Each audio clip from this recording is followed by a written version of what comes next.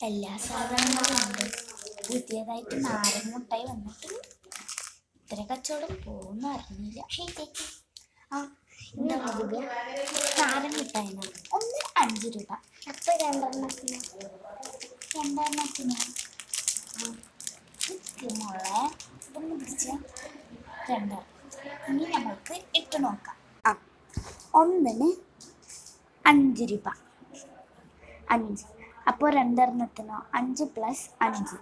5 + 5 55. 55 രൂപയായി. ഒന്ന് വേണ്ട. അപ്പോൾ 55 - 5. 55 - 5 50 50 രൂപയായി. ഇതും വേണ്ടേ? എന്നാൽ 50 - 5 അപ്പോൾ 45. 45 മോളെ.